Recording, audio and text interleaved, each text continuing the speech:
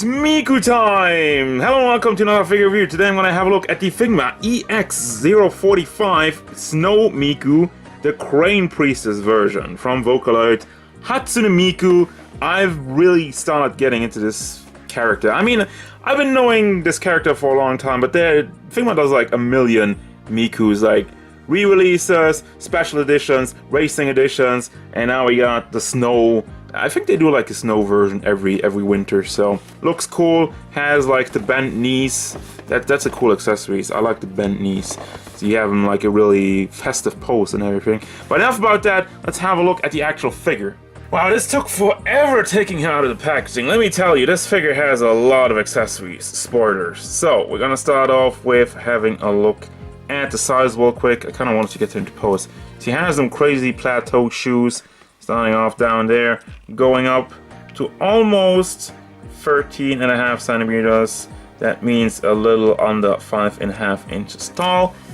I mean, I love the design of this. I love the Priestess look that she has all throughout the body, but it's mixed with like the pop diva vocaloid stuff. It's a bit more flashy in some parts. Gonna start off with the anime eyes. I mean, those are terrific actually. It really fits with the theme. You have like the light blue going into dark blue.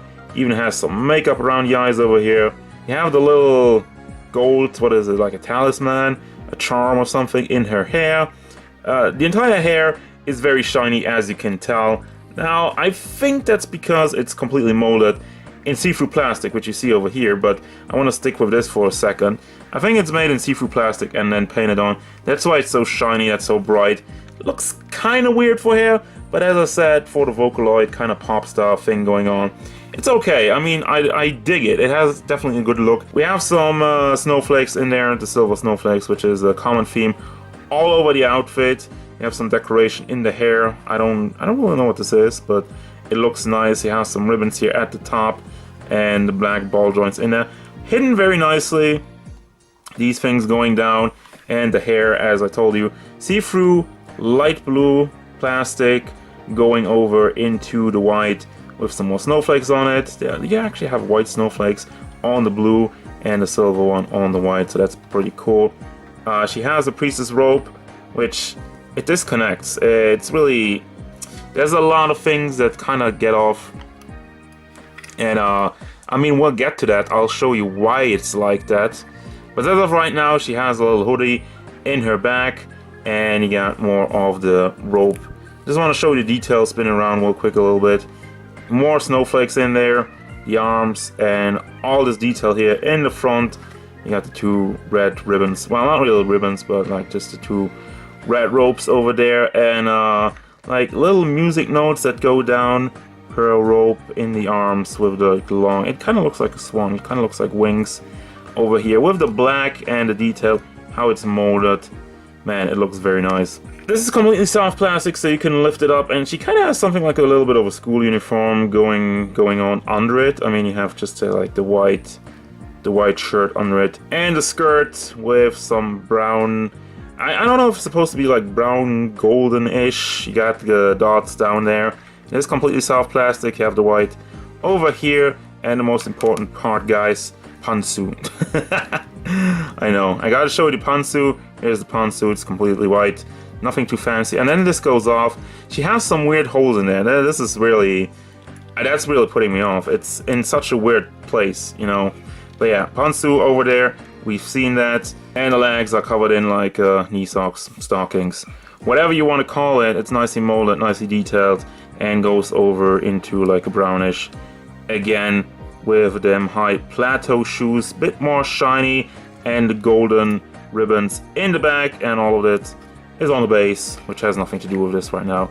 So let's move on to the articulation. So you're probably thinking, with such a busy design, articulation is going to be a problem. Yeah, in some pieces, but I think they still managed to do this nicely. You have the ball hinge in the neck, same thing as usual with your Figmas.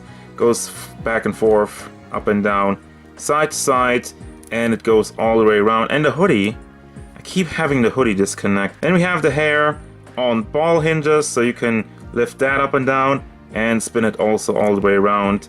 The ribbon in there is floaty, so as you can tell, you can spin that around as you wish, and then line it up with your ball joints. We have the shoulders, Same thing as usual, double ball connection. You have the small ball in the torso, rotate it around over there, and the ball hinge in the elbow, so you can bring that up and down, bring it up over 45 degrees. Then we have the giant ball hinge in the shoulder. I don't know, it's kind of weird. It does cover it up though, so it still sticks out a little bit too much, especially with all the nice detailed wrinkles going on in the dress, and then you have just yeah, I don't know. It kind of ruins it, but it gets the job done. As far as articulation goes, you have another ball joint, cut ball joint, ball hinge in the hand, so you can bring that up and down and rotate it all the way around. And this soft plastic piece in there, I don't think you can move that around. I think that's always in the same spot. And then we have the rest of the rope in the arms. You just kind of can rotate that around, just on a swivel, I guess. It's one of these articulation points I really think like it shouldn't be there. I'd rather just have soft plastic hanging down. I can pose it then, but why would I want to pose it? I mean, as soon as I move it out, it disrupts the sculpt completely. You can do it though. I mean, it's always a fight of like, what do you want? Do you want super articulation, or do you want a cleaner looking figure? And I'm always for the cleaner looking figure. But yeah, you can wriggle it around at the torso area over here, as it just falls apart. That's the thing with all the accessories over here, which you can switch out, but again, we'll get to that. I'll just leave it off for now. I don't want to reconnect it all the time. Then the crotch piece, you can rotate that around, can bring the legs out to the sides. The skirt is soft plastic, it will not get into the way, and then your leg goes off. I'm trying to force it a little bit without breaking anything off, but yeah, I mean, it does go up, it does still get pulled back a little bit by the skirt. It does go to the back. I mean, there's a lot of things going on again. This is hard plastic. I don't know about that. And you can rotate it around since it's just on ball joints down there. Then we have the single hinge in the knee and another ball hinge in her foot, so you can bring that back forth and side to side. There you go. That's the articulation. Now the big part, accessories. Pretty sure you can't say I overhyped the accessory part. First and foremost, the hands. You got two holding hands for, like, I guess, the fan, holding hands for the staff, and then we got, these are fist hands. Well, a little bit open, I don't know, and more open hands, like, what are those posing hands? For all of this stuff. Now, what's all of this stuff? Well, I'm going to continue with the faces. You know what the faces are. Keeping it simple before we move on to the real good stuff. Once again, the Animu eyes. Oh my god. And I have a big scratch on here. Great. Awesome. Well, the hair will cover it up. I guess it's not too bad. But yeah, very nicely molded. I love these eyes. So we got a whole bunch of traditional Japanese shrine maiden stuff, which honestly, I don't know what to call it. I mean, I googled it, like Japanese shrine maiden items, and I came up with nothing. But this is like, I guess it's like stuff maybe for good luck or dispel ghosts. If you know more about this stuff, you know, feel free to enlighten me. I love to hear more about shrine maidens and what this is actually called, what this is actually for. We got this, which looks like a little bit of a Christmas tree, which is probably like a Christmas charm or whatnot. It looks super nicely with all the gold, and as you can tell, you can spin this around for your amusement. I mean, it looks so cool. This is so cool. I don't know what it does, but it just looks so cool. Nice and gold. You got her little fan with another snowflake on there, and the ribbons down here, which kind of looks like her hair. Very nice touch. And then we got her little bunny friend, which has a tiny base. And I have a, you know, this is a tiny complaint also. Why is this so short?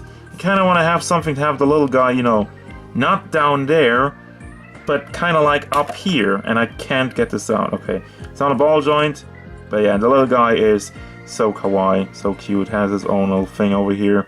He is on a ball joint, and his head can rotate the head around, and his tail also. Is it supposed to rotate? I feel like it's gonna break off. So I don't think that's supposed to rotate around. I'm not sure. I don't want to break it off, so I'm gonna stop. So yeah, but he looks cool. He looks kawaii. Can put him on the base and a little bit rotation with the ball joint. I'm just gonna move that to the side before I break anything. You have the hood. Now you take her outer hood off and you put the face in there, and kaboom, you have a hooded version. You still have the packs over here for the hair out to the sides, and you got all the detail in there, and that's probably going to use that. I like the hood. And then We got the bent knees for when she's sitting down and praying, or when she's just sitting down. Very nicely molded. There's a lot of wrinkles going on over here in the robe, in the dress, in the skirt. That's the word I was looking for. White pantsu still going on there. Took off the shoes, and overall, you know, I love things like that. I love extra pieces like that to, you know, give you a nice sitting pose without having all the joints. And for that, they got the different dress out, which just bends itself down here. I mean, you basically put that together with the figure, and you got something like this. So there you go with that. And yeah, for the rest of it, you got your Figma base and your Figma back, Figma base, these two staples, and that's all the accessories. A lot. Alrighty then, so I played around a bit more with her to give you a final overlook of the figure and give you my final thoughts, more importantly. Final thoughts of this figure. Number one, I love this design. I love how they executed this design. There's a lot of nice detail going on between the snowflakes, the see-through hair, all the stuff that went into this, and just all this molded detail, the wrinkles, the thing that kind of makes it look like wings over here, and just everything is very cleanly executed. Eyes are perfect, a little gold in here. I mean, I love it. It's a very nice tone of colors coming together, and it has like a really festive winter design going on, which is totally what they were going for, and they succeeded at that. However, the figure has problems. First of all, I want to address the quality control issues. The hood. As you can tell, it does not line up over here, because I think the main problem is there's a pack hole in the chest which is just not lining up with the hood. Not with this hood piece, and also not with this hood piece. It just kind of just lays on there. It doesn't peg in, it doesn't really hold on to it very nicely, and as you can tell, I can never get this to line up. That's what I said. I really tried around for a hot minute to get this in, but no dice on that. But for the rest of it, I mean, this thing, this is a debate for, you know, some of you will say, oh well, you have all this articulation, and you're right, but on the flip side, it doesn't look great, especially the big ball joints over there. You need something to fill it up, but I don't really know, maybe like a flatter ball joint, one that's not as big, and just pat it out over here a little bit. And as I mentioned before, I'd rather have some soft plastic going down over here, because moving it around does not really accomplish anything to me other than just breaking up the sculpt. But hey, if you want more posing options, you definitely get that out of this Miku. So, what are the final thoughts? I still do recommend this figure because she looks amazing, and except for this, I really don't have any big complaints. Like I'm saying, with the articulation points, you still have the articulation, so it's not really a complaint. I personally prefer a nicer look, but you might personally say I like the articulation, and that's fine on both sides. So I'm not taking any points away for that. Just the problems with the headpiece, and yeah, I mean, for the rest of it, there's nothing really can complain. You have a ton of accessories. You have this little guy. You have the extra leg, and yeah, everything that goes with it. Just fantastic. So this is definitely one of my favorite Miku designs, and that's why I picked her. I don't have a lot, but I probably will in the near future, so stay tuned for that. But as of right now, I recommend this figure if you can find it. It is an exclusive, it has been out for a while, so good luck, happy hunting, and as usual guys, thank you very much for watching. Don't forget, if you enjoyed this review, hit it up with a like and subscribe to the channel so you can stay tuned for more figure reviews, gameplay stuff, and whatever Snow Miku wants.